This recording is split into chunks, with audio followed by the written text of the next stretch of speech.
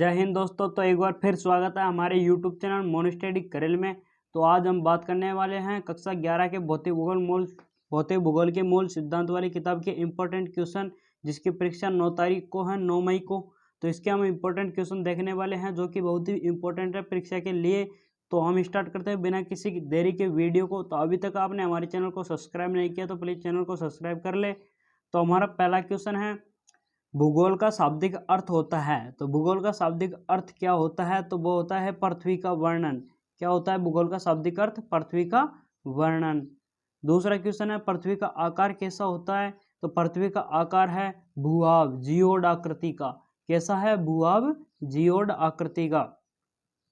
तीसरा क्वेश्चन है, पृथ्वी के भौतिक स्वरूप की विभिन्नता के प्रकार बताइए। तो पृथ्वी की भौतिक स्वरूप की जो संरचना है उसके प्रकार हैं जो पृथ्वी के अंदर हैं, पृथ्वी पर पाए जाते हैं। तो पर्वत, पहाड़ियाँ, घाटियाँ, मैदान, पठार, समुद्र, झील, रेगिस्तान, वन एवं उच्चावच। सॉरी, यहाँ पर उज्ज्वल लिखा हुआ गया, उच्चावच होता है। उच्चावच तथा वीरान क्षेत्र पृथ्वी के भौतिक स्वरूप की विभिन्नता के प्रकार हैं।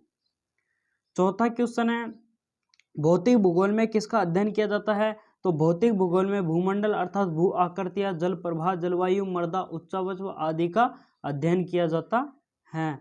तो भूमंडल अर्थात भू आकृति, जल प्रवाह, जलवायु, मृदा, उच्चावच आदि का अध्ययन किसमें किया जाता है? भौतिक भूगोल के अंदर किया जाता है दोस्तों। अगला हमारा पांचवा क्वेश्चन है, भूगोल की दो प्रमुख शाखाएं कौन कौन सी है? हाँ दोस्तों, बिल्कुल इंपॉर्टेंट क्वेश्चन है। भौतिक भूगोल की दो प्रमुख शाखाएं कौन कौन सी हैं? वह भूगोल की दो प्रमुख शाखाएं भौतिक भूगोल और मानव भूगोल। यह दो प्रमुख शाखाएं हैं भूगोल की। दोस्तों, दो प्रमुख शाखाएं कौन कौन सी है? भौतिक भूगोल और मानव भूगोल। अगला हमारा छठा क्वेश्चन है, GIS का पूरा नाम लिखिए। तो GIS का पूरा नाम है भौगोलिक सूचना तंत्र। भौगोलिक सूचना तंत्र। सातवां क्वेश्चन है, पृथ्वी की आयु लगभग कितनी मानी जाती है? तो पृथ्वी की आयु लगभग मानी जाती है 460 करोड़ वर्ष। कितनी मानी जाती है दोस्तों? 460 करोड़ वर्ष। अगला हमारा आठवां क्वेश्चन है, बिग बैंग सिद्धांत के प्रतिपादक है। तो बिग बैंग सिद्धांत के प्रतिपादक है एडविन हब्बल। एडविन हब्बल है दोस्तों। बिग बैंग सिद्धांत के प्रतिपादक कौन है? Edwin Hubble. हमारा नौवां क्वेश्चन है, पृथ्वी व सूर्य के मध्य की औसत दूरी लिखिए। तो औसत दूरी पृथ्वी व सूर्य के मध्य की तो 14,95,98,000 किलोमीटर की है। कितनी है? 14,95,98,000 किलोमीटर की पृथ्वी और सूर्य की औसत दूरी। अगला हमारा 10वां क्वेश्चन है, सौरमंडल का जनक किसे माना जाता है? तो निहारिका को। किसको माना जाता है दोस्तों? निहारिका को। सौरमंडल का जनक निहारिका को माना जाता है। अगला हमारा 11वां क्वेश्चन है, भूकंप तरंगों को अभिलेखित करने वाले यंत्र को क्या कहते हैं? नाम लिखिए। तो भूकंप तरंगों को अभिलेखित करने वाले यंत्र को सिस्मोग्राफ कहते हैं। क्या कहते हैं दोस्तों? सिस्मोग्राफ। सिस्मोग्राफ। 12वां क्वेश्चन है, स्थल मंडल से क्या आशय हैं? तो स्थल मंडल से आशय हैं पृथ्वी के धरातल से 200 किलोमीटर तक की गहराई वाले भाग को स्थल मंडल कहते हैं। तो पृथ्वी के धरातल से जो भूपर्पटी है उससे 200 किलोमीटर अंदर वाले गहराई भाग को स्थल मंडल कहते हैं दोस्तों। क्या कहते हैं? स्थल मंडल। 13वां क्वेश्चन है, प्राथमिक तरंगों की कोई दो विशेषताएं बताइए। तो प्राथमिक तरंगे की दो विशेषता, जिसमें पहली है, प्राथमिक तरंगे ध्वनि तरंगों के समान होती हैं। क्या दोस्तों? प्राथमिक तरंगे ध्वनि तरंगों के समान होती हैं। दूसरी बात करें तो यह गैस, तरल और ठोस तीनों प्रकार के पदार्थों से गुजर सकती हैं। तो दूसरी, यह गैस, तरल, ठोस और तीनों प्रकार, गैस, तरल और ठोस तीनों प्रकार से गुजर सकती हैं। कौन सी तरंगे दोस्तों? तो प्राथमिक तरंगे, इनको पी तरंगे भी कहते हैं। अगला हमारा 14वां क्वेश्चन है, ज्वालामुखी किसे कहते हैं? तो ज्वालामुखी वह स्थान जहां से गैस से राख और तरल चट्टानी पदार्थ लावा निकलकर पृथ्वी के धरातल तक पहुंचता है, उसे ज्वालामुखी कहते हैं। तो ज्वालामुखी किसे कहते हैं? राख, तरल चट्टानी पदार्थ, लावा निकलकर पृथ्वी के स्थल मंडल या धरातल पर निकलते हैं तो उसे ज्वालामुखी कहते हैं दोस्तों। अगला हमारा 15वां क्वेश्चन है, पंजिया का क्या अर्थ है? पंजिया का अर्थ होता है दोस्तों संपूर्ण पृथ्वी। क्या है दोस्तों? संपूर्ण पृथ्वी। अगला हमारा 16वां क्वेश्चन है, हिमालय पर्वत का उत्थान किस प्रकार हुआ है?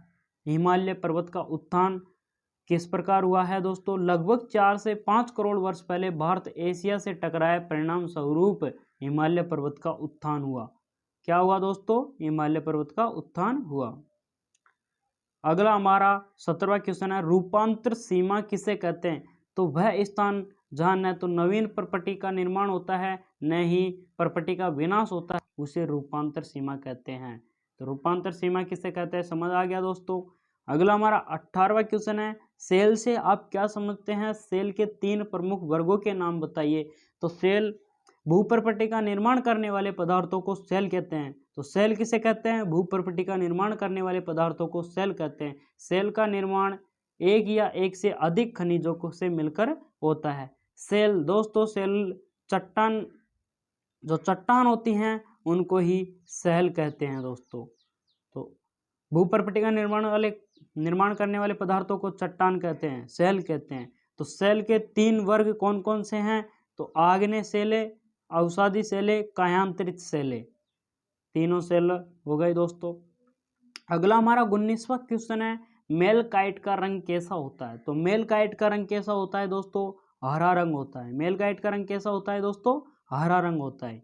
किन्हीं 3 धात्विक खनिजों के नाम लिखिए। 20वां क्वेश्चन है, किन्हीं 3 धात्विक खनिजों के नाम लिखिए। तो गंधक, फास्फेट, नाइट्रेट, गंधक, फास्फेट, नाइट्रेट।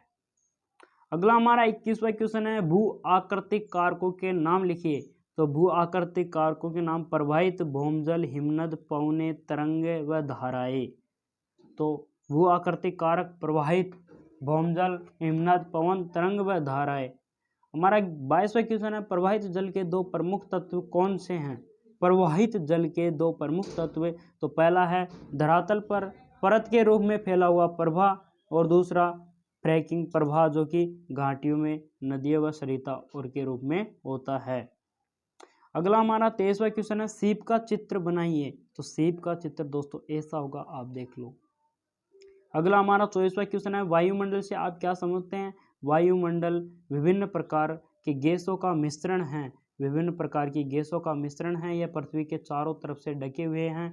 इसमें मनुष्य एवं जंतुओं के जीवन के लिए आवश्यक गैस यथा ऑक्सीजन, पौधों के जीवन के लिए कार्बन डाइऑक्साइड पाई जाती है। तो वायुमंडल में मनुष्य के लिए ऑक्सीजन, पेड़ पौधों के लिए कार्बन डाइऑक्साइड गैस पाई जाती है। इसे वायुमंडल कहते हैं। वायुमंडल का चित्र बनाइए। तो वायुमंडल का चित्र ये देख लो दोस्तों, ये रहा। तो पहले बहिर्मंडल और फिर बाह्य वायुमंडल, मध्य सीमा, मध्य मंडल, समताप सीमा, समताप मंडल, शोभ सीमा और शोभ मंडल। तो दोस्तों इसको इस प्रकार ये चित्र बनाया जाता है। अगला हमारा 26वां क्वेश्चन है, पार्थिव विकिरण किस रूप में होता है? तो पार्थिव विकिरण दीर्घ तरंगों के रूप में होता है। समताप रेखाएं क्या हैं? धरातल या सागर तल पर समान तापमान वाले स्थानों को मिलाने वाली रेखाएं समताप रेखा कहलाती है। अपसौर क्या है? सूर्य के चारों ओर परिक्रमण के दौरान पृथ्वी 4 जुलाई को सूर्य से सबसे दूर होती है। इस स्थिति को अपसौर कहते हैं दोस्तों। अगला हमारा 29वां क्वेश्चन है, सूर्य ताप में होने वाली विभिन्नता के कारक लिखिए। तो पृथ्वी को अपने अक्ष पर घूमना, सूर्य की किरणों का नति कोण, दिन की अवधि, वायुमंडल की प्रदर्शिता तथा स्थल विन्यास। अगला हमारा 30वां क्वेश्चन है, निम्न को सम्मिलित कीजिए। तो सम्मिलित करना है तो अंतर्वेदी आकृति मिलेगी लोकोलिथ। प्राथमिक तरंगे, तो प्राथमिक तरंगे पी तरंगे होती हैं और द्वितीयक तरंगे एस तरंगे। भूकंप मापी सिस्मोग्राफी और हवाई द्वीप के ज्वालामुखी, तो सिल्ड लावा, सिल्ड जावा सिल्ड लावा होगा। क्या होगा? सिल्ड लावा। तो दोस्तों आज के 30 क्वेश्चन कंप्लीट। वीडियो अच्छी लगी तो वीडियो को लाइक और चैनल को सब्सक्राइब करना ना भूलें। तब तक के लिए बाय, मिलते हैं अगले नेक्स्ट वीडियो में। जय हिंद, जय भारत।